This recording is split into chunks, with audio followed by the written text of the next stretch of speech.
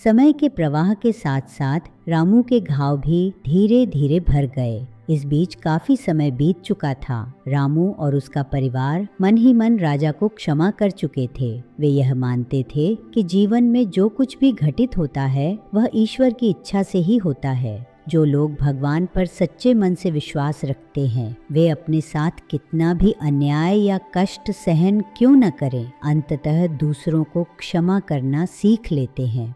उधर बहुत दिनों बाद राजा के मन में फिर से शिकार पर जाने का विचार आया। वह अपने दरबारियों और अंगरक्षकों को साथ लेकर जंगल की ओर निकल पड़ा।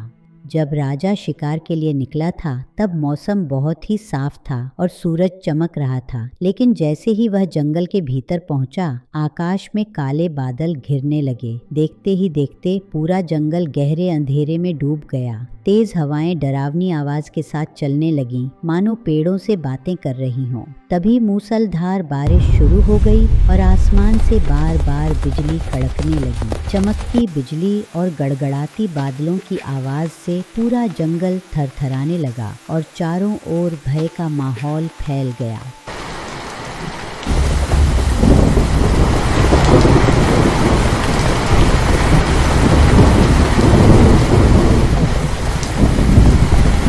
डर के मारे राजा और उसके दरबारी इधर उधर भागने लगे। घबराहट और अफरा तफरी के बीच वह घड़ी भी आ पहुंची जब राजा अपने दरबारियों और अंगरक्षकों से बिछुड़ गया।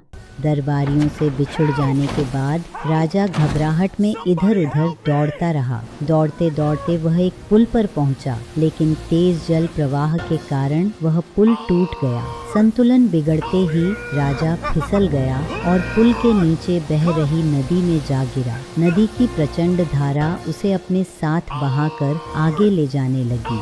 राजा जोर जोर से चिल्ला रहा था, मुझे बचाओ, मुझे बचाओ, लेकिन उसकी पुकार तेज बारिश और तेज हवाओं की गड़गड़ाहट में दबकर फीकी पड़ गई।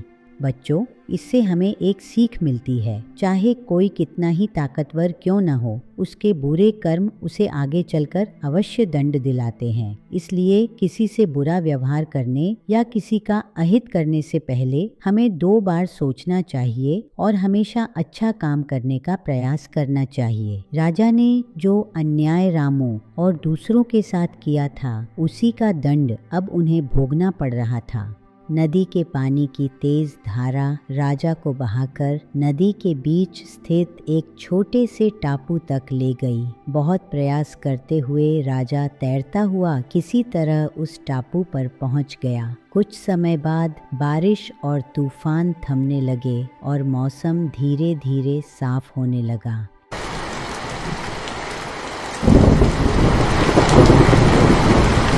उधर तेज बारिश के कारण रामू उस दिन लकड़ी काटने बाहर नहीं जा पाया था। जैसे ही बारिश थमी, वह अपनी कुल्हाड़ी लेकर लकड़ी काटने के लिए निकल पड़ा। थोड़ी दूर आगे बढ़ते ही उसे किसी की आवाज सुनाई दी। वह आवाज नदी के भीतर बने पास के टापू से आ रही थी।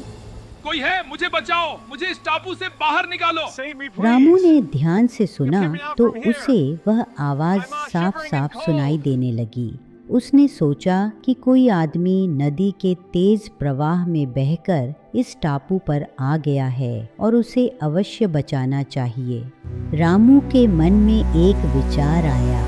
वह दौड़ते हुए तुरंत अपने घर वापस आया और अपने परिवार वालों को सारी बात बताई। रामू के घर के पास बड़ी बड़ी लकड़ियां पड़ी थीं। वह अपने परिवार के साथ मिलकर उन्हें एक एक करके उठाकर नदी के किनारे तक ले गया, जहां से टापू बहुत पास था। फिर उसने अपने परिवार की मदद से उन लकड़ियों को रस्सी से मजबूती से बांधकर एक अस्थायी तैरने वाला बेड़ा तैयार किया और उसे चलाते चलाते टापू के पास पहुंच गया।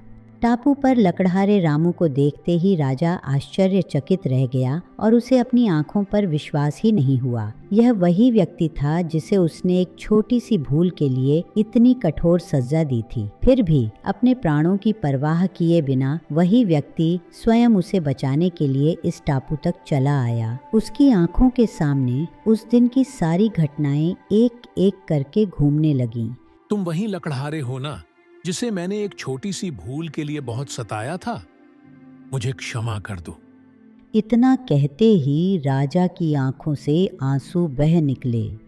उधर रामू ने भी राजा को पहचान लिया। उसके मन में उस दिन की सारी घटनाएं ताज़ा हो उठीं, पर अपने शांत और उदार स्वभाव के साथ उसने राजा को सांत्वना दी और बोला, राजन, इसमें आपकी कोई भूल नहीं, यह सब समय का खेल है। आपने मेरे साथ जो भी किया था उसे मैं बहुत पहले ही भूल चुका हूँ। आप इस जंगल में बिना खाए पिए भटकते भटकते बहुत थक गए हैं। अगर आप अनुमति दें तो मेरे साथ मेरी कुटिया तक चलिए, वहाँ थोड़ा विश्राम कर लेंगे। राजा ने रामू की बात मान ली। रामू उन्हें बेड़े के सहारे नदी पार कराकर अपनी कुटिया तक ले आया। वहाँ रामू के पूरे परिवार ने राजा की अच्छी तरह सेवा की, उन्हें गर्म वस्त्र पहनाए और भोजन भी कराया। कुछ स्वास्थ्य लाभ करने के बाद राजा ने रामू और उसके पूरे परिवार को हृदय से धन्यवाद दिया और उनकी कुटिया से विदा ली।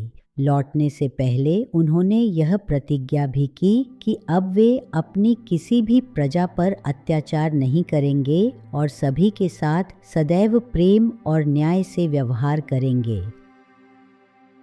To get notifications for our upcoming videos, please subscribe to our channel and don't forget to like and share our videos.